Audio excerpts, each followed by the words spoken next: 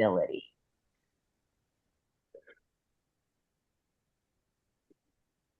Okay, so the activities we're going to look at are an activity called penguin probability, probability with coins, talk a little bit about the probability scale, and then the princess's dilemma. This is the first activity. This is the very first one we do with our students. Sometimes, depending on what class it is, this could be the first day of the semester. So it's really interactive, and we're going to ask all of you to participate as well.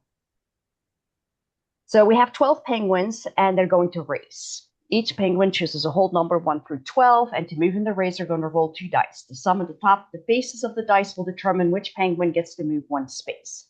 That's the penguin that wins that round, and in order to win the race, they need to win 10 rounds.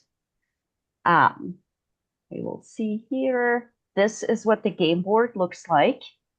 And I show a few rounds with my students. In class, I give them dice. So I give them 2 different colored dice. I usually do green and red. And I'll explain later why we give them 2 different colored dice. But since we're online, we have a virtual version of that. And I think Brian's going to put that. Do you have that to put in the chat? Oh, I do not. What? You're not ready. No. Okay, it's on the top 2.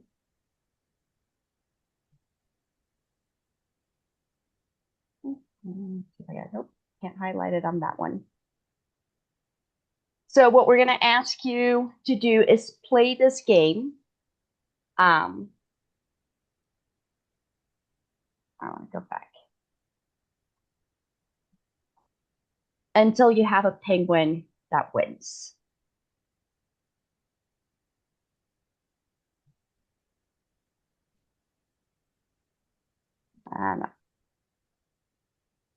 Okay, there we go. He has it in there. I'm going to stop sharing real quick and I'll show you what that should look like. So here's the little game we have created. You will roll the dice and it makes it pretty cute because whichever penguin wins gets a little fish. In class, we have our students in groups, ideally in groups of 3. And then from the last presentation, you would know why that's groups of 3. So they would each pick 4. And I do this before really explaining the game. I say, we're going to do a race. You pick your penguins. If there's only a pair of students, they each pick 6, because soon they'll realize penguin 1 cannot win. So you want to keep rolling your dice and maybe on a piece of paper, keep track of how many times each penguin wins. So we'll give you some time, and then it would be helpful for us in the chat if you let us know which penguin won. So the link is now in the chat. The first link is for the activity. The second link is where you put your data. Yeah, right now just do the game. Don't worry about the next link. We'll talk about that. And one of the things that we do in live in a classroom is we actually have them vote on which penguin they're going to think is going to win, just like you're doing now. And what I'll do is I'll walk around and check. I'll have them circle the number of the penguin they think is going to win. And so when they're playing the game, when they're rolling the dice and they're talking to each other and doing all this stuff, I'll walk around and kind of informally gather information of seeing which number they circled. Because that gives me kind of a feeling of, okay, do they really understand that 7 occurs, the sum of 7, or 8 or 6 occur more than the other ones? And I have had students circle 2. I've had students circle 12. But that kind of gives you a feel of, okay, these students may not have the best gut feeling, gut understanding about probability as maybe some of their peers. Okay, so we don't just want data of the penguin that won one race, but the whole game. And I do, because I have students, you have to emphasize in their groups that they mark every time they roll. Everybody does, because everybody has this game board in their notes. And also that they don't skip, because they tend to go like if 5 rolls first, a 6 next, and they skip a spot. So I tell them to visualize a bar graph. When they're done, it should look like a bar graph. And Kelly, there have been students in my class, they'll roll the dice, roll the dice. They go, I can't understand why I'm not getting a 1. Doesn't happen very often, but it has happened.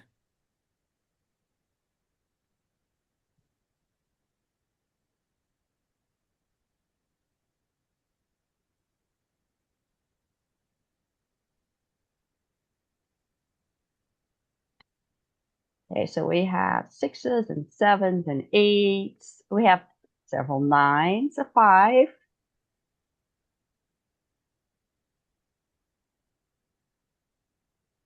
I have had it in class where I've had no sevens win. Hmm. The last time I did it, I think 8 won more than 7. I think 7 was like even third. Like 6 happened more often than 7.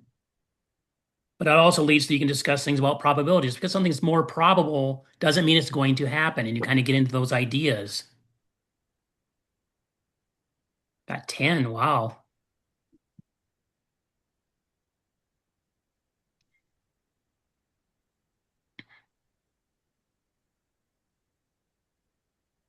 Hmm.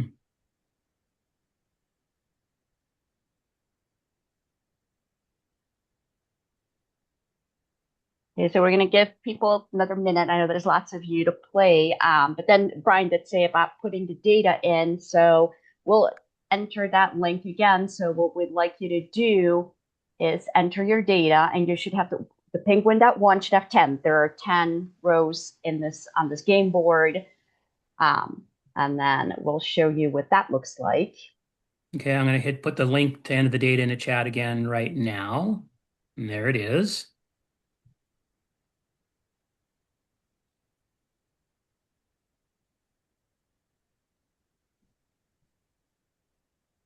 And when we do this in the classroom, obviously we don't have them, well, you could have them put stuff in here into a web page, but I also have them also record their information on the board as well.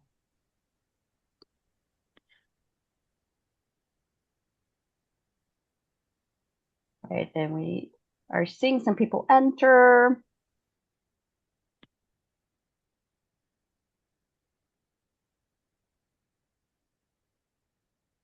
And our idea, I'm doing this in my class next week, actually, so I'll get my class data as well.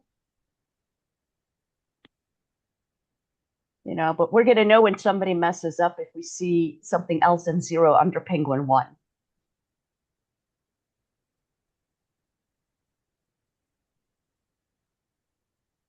So in classes, Brian said, like I've done it both. I've done it electronically, especially when I've been teaching on Zoom. But in a classroom, I have them either tell me or come up and write this data. But then you need somebody to add it manually. So having it up in an Excel sheet just for your class is fun too. It does speed up the process quite a bit, yeah. Can you repeat the instructions of what we are supposed to enter? How many times you got each penguin when you rolled? Not how many times they won, but how many times we got them? How many times you got Just for them? one So game. one of them's going to have 10 rolls because that's your winner, and everything else is going to be less than that. Okay.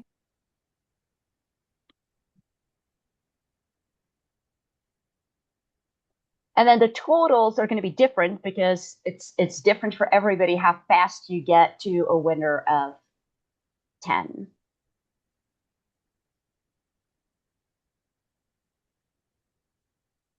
Yeah, so in your row, I mean, the ones I see right now, we definitely have those 10s, and lots of people are still typing in. So we'll do a little bit of time again.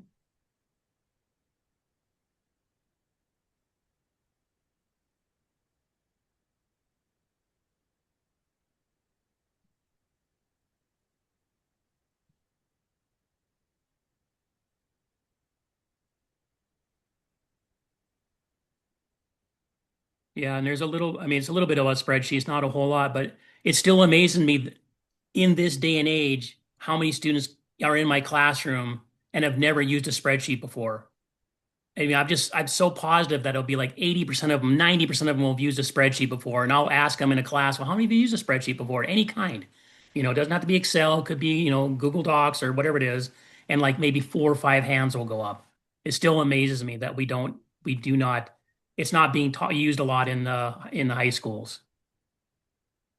Yeah, so when Yep. students do this, Brian said he asked in the beginning, I do both. I ask him at the end too when they see the class data and they realize not everybody has the same penguin win. It's like, can you gut feeling wise, which one do you think should have won because with class data, you'll definitely see it center around the 7, but like I've had classes where we've had Penguin 6 win in the entire class or Penguin 8. So then it helps them focus. Like Brian said, sometimes they say 2 or 12. They don't say that anymore after they see the class data. You'll get different answers after that.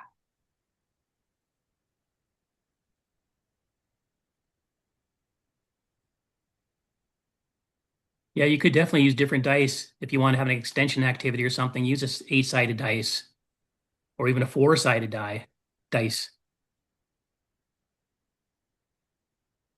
Okay, so as people are entering, so the reason I use 2 different colored dice, the red and the green, is that this is the time, because this is the very first lesson that we actually write out the sample space. And I do this with numbers. I just found one online with the colors of the dice, and I thought it was cute. But in this picture, we talk about there's only, the smallest sum is a 2, and there's only one way to get that. That's rolling a 1 and a 1.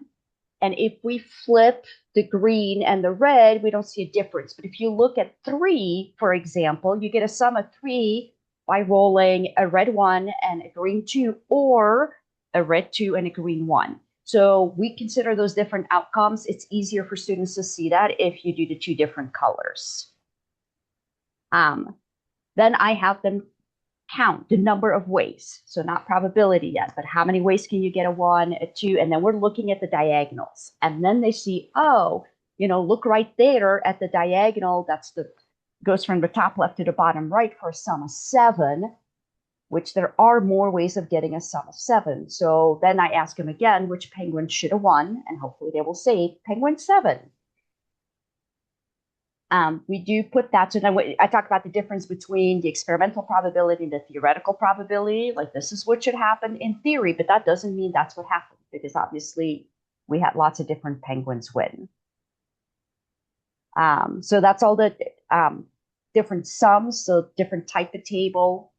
And then how many outcomes are there? There are 36 outcomes. And then we look, rolling a sum of 1 here.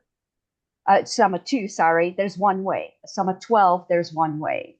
So this has already been reduced for the fractions. And then we do percents. And the reason we do percents is because, well, we don't have good enough fraction sense.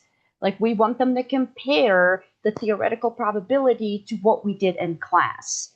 So if we look and we see that we have, that sum of 7 here, that diagonal is like a 16.67%, then I go back and we talk about what our class did. And for us, this is what you all did. So a sum, oh, look at that, 16.9. So in your class, you don't get that close because you don't have as much data. Then we start talking. So far, terminology, we've talked about sample space. We've talked about the number of ways versus probability, the difference between experimental and theoretical probability. And now we can do a little introduction to the law of large numbers, because the more you do something, the closer your experimental probability gets to your theoretical probability. So that's pretty neat. That it wasn't like this when we started our presentation, by the way, because we only had a few people do it before today. So the more, I guess, times we do this, it will get really, really close.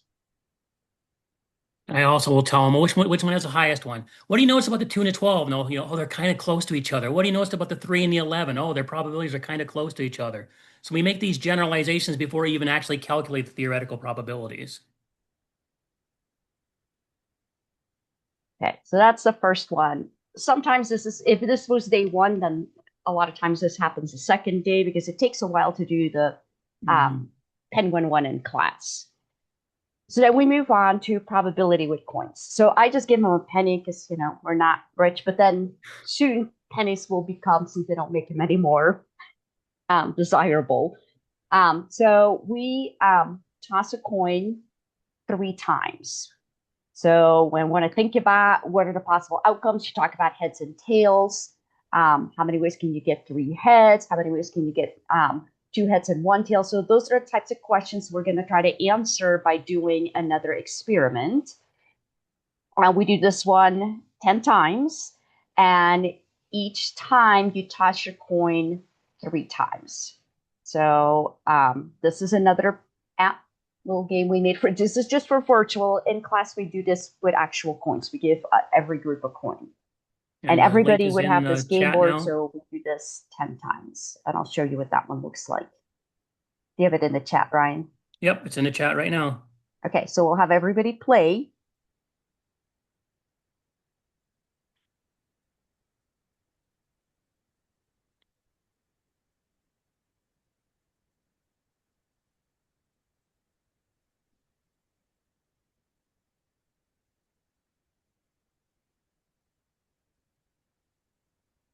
Cool.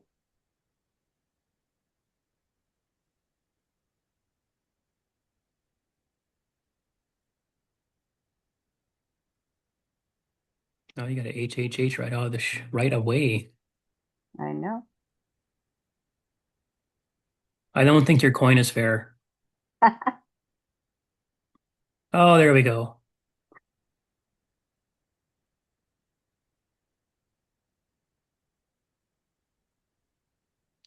No kidding. She's actually good at the casino.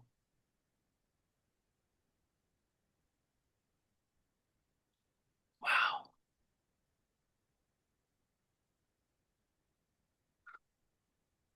Is anybody getting a string of tails?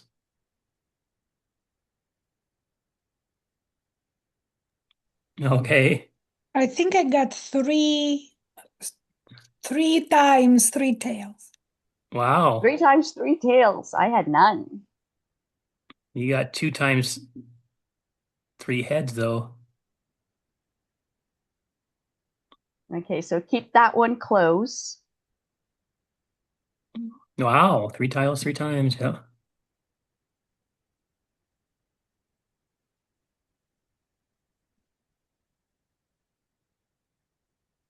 And we actually don't have them collect class data on this one. And we do it 10 times because, like we said before, it's harder for us to compare fractions versus percent. So out of 10, that's a little easier when we get to compare experimental to theoretical.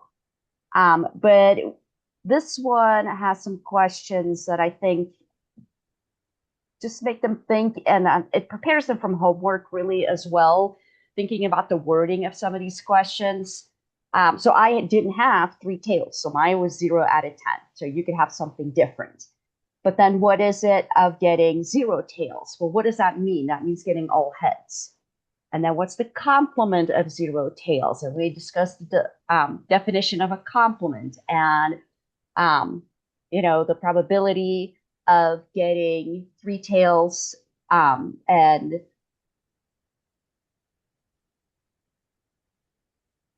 0 tails, would be complements. They have to add up to 1 or 10 over 10 for us. So we talk about you can count or you can do 1 minus. So 2 heads and 1 tail versus heads, tails, heads. Like what's the difference between those two? One in specific order is given, one is not. And then at least 2 heads and at most 2 heads. So we ask them to think like, what does it mean to get at least 2 heads? So we count for some of these. And then for me, in the last 2, at least 2 heads is 2 heads or 3 heads, that the 2 heads means you have 1 tail. You've already answered that. So I use that probability that they already answered. Getting the 3 heads should be the same answer as the 0 tails, the second one. So I talk about using those probabilities from before. And then, let's see. Then we ask him to do that with theoretical probability. And this is where we introduce the probability trees and putting those weights on those branches. So we say we did 3 tosses, but we show it for 2, for 1, and for 2. I talk about how the listing we did with the dice, even though we organized that nicely, if you toss a coin 3 times, if you look at the outcomes in that far right column, that often it's hard to know when we're done. Like, do we have them all? You know? So a tree makes it, for me, it's like a guarantee that I got them all. Like if I just write them out in a list and I don't know anything about probability yet, I don't know there's supposed to be 8 of them. This shows them why. And then we answer those same questions based on this table, and then that is out of 8, so we do convert that back to percents, and we compare just with their experimental one. Okay. And I don't know, Brian, did you have anything to add for the last one? No, that's good. Yep, what you did. So then we're at a point where we do something a little bit more theoretical, and that's talking about the probability scale, that it's always between 0 and 1, 0%, 100%. You have halfway. And then between 0 and 1/2, that would be unlikely. And between 1/2 and 1, that would be certain. So we still have that penguin probability in mind as well. So it always goes between 0, 1, 0%, and 100%. An impossible event has that probability of 0%. An example, and this is where we start talking about the penguins again. So we bring that back in throughout the lessons. A certain event, I just ask them to come up with an example, and we'll ask you to do the same. So maybe in the chat, you could give us an example. Like something that's 100% that uses dice or coins. So yeah, for the penguin one, they can fall back on easily with a dice, saying, "Well, you're never going to get rolled 2 dice and get a 1 because nobody ever got a 1." So they can see that's 0%. And then we just kind of go from there. We talk about, well, if you flip 3 coins and it all went, excuse me, if you roll 2 dice and it lands on a 13 is impossible. Just things like that. We have them just kind of openly discuss different ideas that they think would answer each one of those questions. It doesn't have to be dice or coin either. I start with those, but I usually try to go beyond that.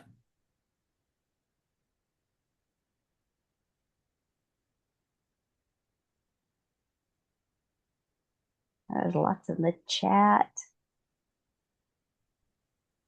Oh yeah, and the person that said with the 3 different coins, we're just too poor to bring in the quarters and all of that. But I do tell them though, when you see problems in the homework where they say they toss a penny and a nickel and a dime, that's the same idea as taking 1 penny and tossing it 3 times, because then you see the 3 different outcomes and you can't, it's not tossing 3 up in the air, it's tossing 1 times. Thank you. We have one that's 100%. The probability of rolling the 2 standard 6-sided dice and getting a sum that is less than 14. Yep. I have less than or greater than as 12 was my example, so something like that. What about an event that has that 50% probability or 1/2? An event that's equally likely to occur as to not occur.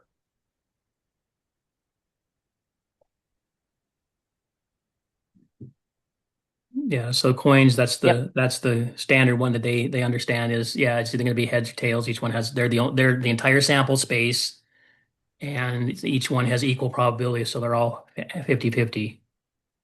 Yep, and then the cards, we could get cards later with With red dice, and I a usually black ask them to figure card. out the probability of getting an even sum versus an odd sum. If they actually calculate them out, they do come out to be 18 out of 36 in both situations. Yes. And Miriam says, to the fair coin, I do talk about that because I bring in real coins. I have some plastic ones now that it's a real coin. I think the probability of heads down, so tails up, the head side is supposed to be a tiny bit heavier than the tail side in reality. So it's not a true 50-50 on a real coin. That's what I was told, at least. That's why we say fair coin, because fair coin, we get the 50-50. And then I asked him for an example of a likely event and an unlikely event. So the likely event has to be dice, the unlikely event has to be coins.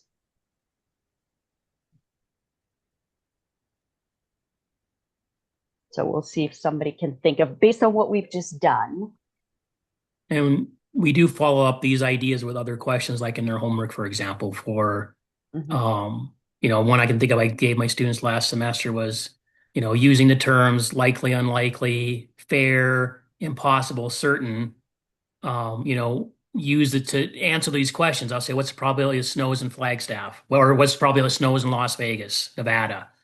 And just kind of asking them questions like that to see if they have an idea of, well, is it certain? Is it uncertain? Is it likely? Is it unlikely? Is it even money?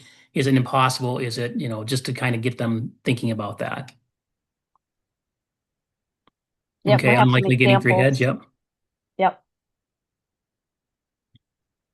So when I tell them, go back into my notes, I used to do all the kind of homework type problems, the theoretical ones at the end of this, but now I put them after every lesson so they make the connection right away. And then when we get to this one, they're actually pretty good at giving me examples. Okay. Yep. Greater than 50%. Yeah, here's the likely, just greater than 50%, and unlikely less than 50%. Okay, so this is, not active, but it's a lot of terminology and going back to the two activities we just did. So we use those to introduce some of this terminology. Okay, then we keep going, and we are going to do the Princess's Dilemma. I like Brian to read it. He's a better storyteller than I am. All right. So I do read this in class. I don't always read things in class, but I do read this one. Once upon a time, there was a powerful king. He wanted his daughter, Princess Cecilia, to marry a wealthy man with royal blood. With this in mind, he arranged a wedding with the neighboring king's son, Prince Roland. At first, Princess Cecilia did not seem to oppose the arranged marriage. However, as fate would have it, she met a young man in the village and fell in love with him. The man's name was Murthan. Princess Cecilia pleaded with her father to cancel the arranged marriage so she could marry Murthan, the man she loved. At first, the king was furious. He wanted to throw Murthan to the wolves. It took many hours of his beloved daughter's begging to convince him to allow the following compromise. The king demanded that Murthan enter the maze, which led to two rooms. In one room would be Princess Cecilia, in the other room would be wolves, hungry wolves. And we've changed this story a bunch of times. I used to have I use Disney characters, things like that, but probably Disney would get mad if we did that. So, anyway. So this is the maze. And we talk about what a simulation is that, obviously we can roll dice and we can flip coins and no one gets hurt. We don't want to actually have somebody go in and get eaten by wolves. So we're going to simulate this. And I tell them that's often what, we do in real life is we do a simulation. So there are two rooms and we need to pick. So room one or room two, if you were Princess Cecilia, which room would you pick? And we do talk about, well, if you look, room one has this 1, 2, 3 ways, and so does room three. So if we do have students tell us, it won't matter because there are three like hallways that end up into room one and three that end up in room two. Um, to simulate it, we're going to roll a die at point A. 1 and 2 goes left, 3 and 4 goes straight, 5 and 6 goes right. At point B, C, and D, we flip a coin. And if you get heads, you go left. If you get tails, you go right. We do this 10 times, and we're just marking if we end up in room one versus room two. And here we have another little app for that. Yep, And it's in the Brian will chat put in right the now. chat. And we're going to play that one too, have you play it.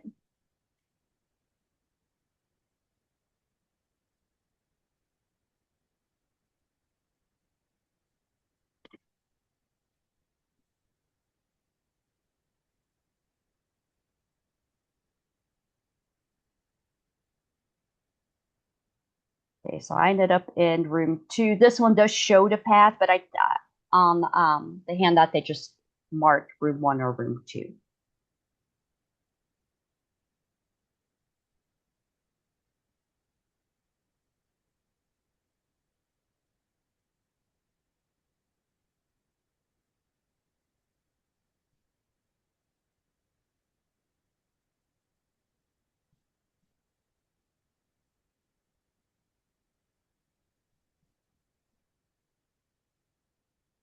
So far, I'm even. Okay. You got 10 minutes left. Okay, almost done. And once you have out of the 10, tell us in the chat which room won or which one you ended up in more.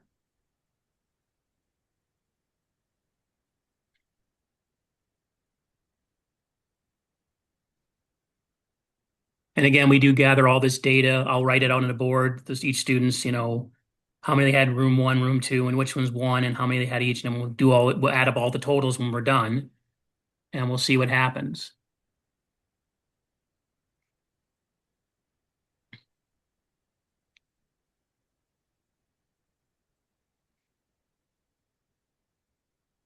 That's a wide variety here.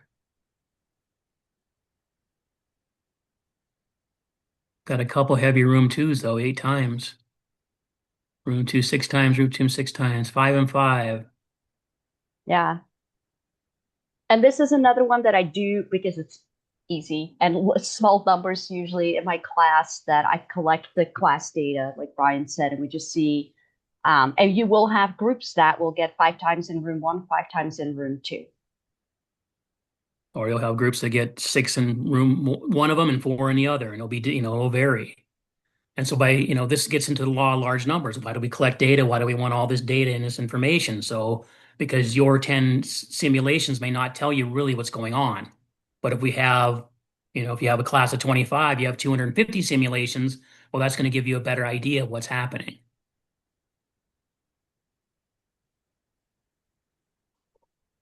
Okay, so then we give them a tree diagram. And this, when they get it, it's blank. So this one's filled out. But we talk about if you roll just one die, there's 6 outcomes. If you roll 1 or 2, that's 2 out of 6. So the 3 and 4 is 2 out of 6. That goes straight into room 2. If you roll a 5 or 6, 2 out of 6. And then at the points where they flip their coin, that's a 1/2. And then we talk about how do you then get that probability, for example, to go left and left and end up in room 1.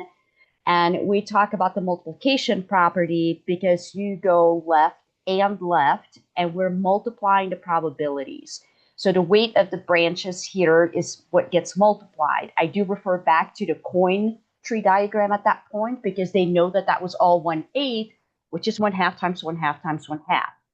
So we were already doing that, but we weren't telling them about this property yet. We go back and tell them about it now because here's when we need it, because we cannot just count 1 out of 6 because there's 6 outcomes at the end.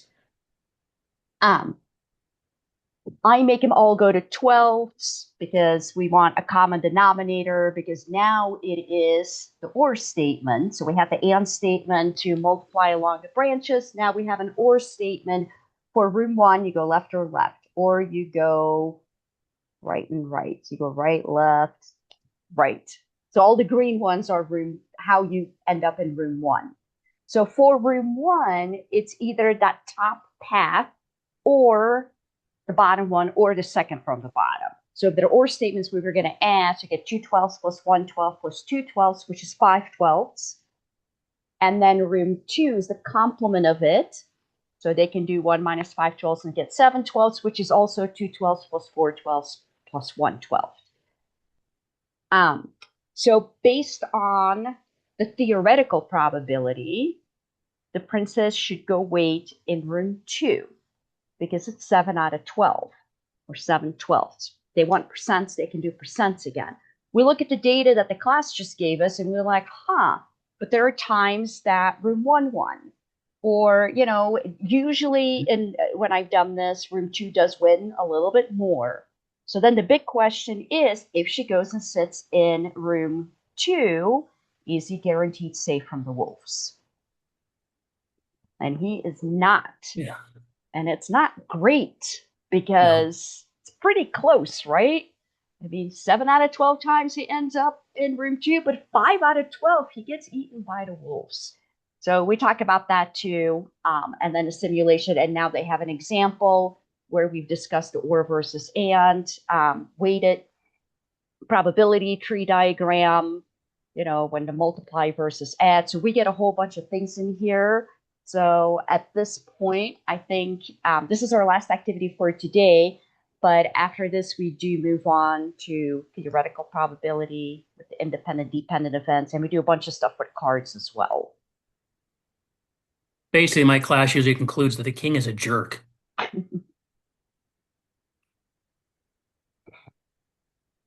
Anyway, that was the last one. We'd love to get some feedback, hear from you. This takes a lot longer when you have your students actually roll dice and flip coins, by the way, than using the app. Yeah. Yeah, these activities take a while in class, more than a week actually, if you do them all with the nice discussions and stuff. I guess my question would be, did you have the apps made before this, or did you make it for this online version of your session? Well, we did not have them made before because when we did this in Reno, we did it in person, but I am teaching it online for a class. So they're made for both. So my class is doing it next week. And it's an asynchronous class. And I was like, well, I don't want them to just make up data because if they don't have dice or coins at home, I know those are virtual as well, but I figured that the game, they would enjoy doing that.